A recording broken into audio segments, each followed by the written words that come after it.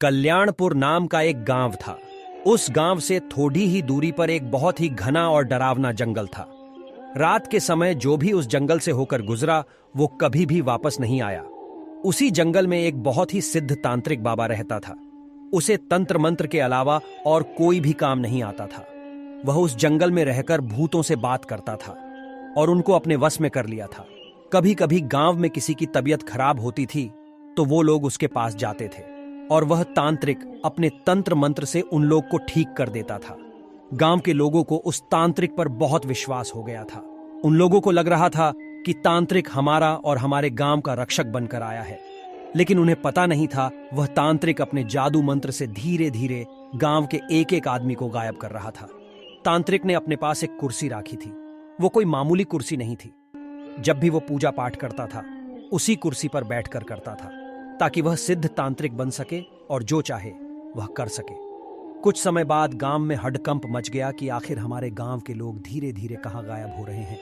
फिर उन्हें उस तांत्रिक बाबा पर शक हुआ और एक दिन गांव के कुछ लोग उस जंगल की ओर चल दिए, ये पता करने के लिए कि आखिर हमारे गांव के लोग अचानक गायब कहां हो जाते हैं।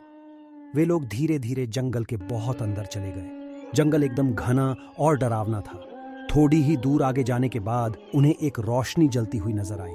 फिर वे लोग वहां जाते हैं और देखते हैं कि वह तांत्रिक एक बहुत ही पुरानी कुर्सी पर बैठा है और वह तांत्रिक अपने पैर के नीचे एक आदमी को दबा के रखा है जो कि बेहोश हालत में था। जब गांव वाले उसके नजदीक गए तो पहचान लिए कि ये तो हमारे गांव का आदमी है जिसको हम लोग सुबह से ढूंढ रहे थे। गांव वालों को देखकर तांत्रिक वहां से भागने लगा। तभी गांव के सारे लोग उसे चारों तरफ से घेर कर पकड़ डिदाच लिए और एक पेड़ से बांध दिए। फिर पूरे जंगल में आग लगा दिए और उस आदमी को लेके अपने अपने गांव लौट गए। अब उस तांत्रिक ने देखा कि गांव वालों ने जंगल में आग लगा दी है, अब तो मैं नहीं बचूंगा।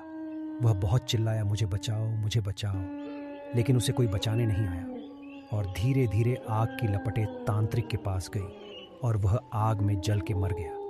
लेकिन उसकी कुर्सी जैसी थी वैसी ही रही। उसे एक आंच तक नहीं लगी क्योंकि तांत्रिक ने उस कुर्सी को जादू मंत्र से बनाया था। यह बात किसी को भी पता नहीं चला कि वह तांत्रिक मरने के बाद भी नहीं मरेगा। गांव वाले अब खुश थे कि अब हमें किसी भी बात का डर नहीं है। कुछ समय बीतने के बाद एक दिन गांव का एक आदमी दोपहर के समय अपने खेत में काम कर रहा था। गर्मी का दिन था और उसे बहुत जोर से प्यास लगी थी।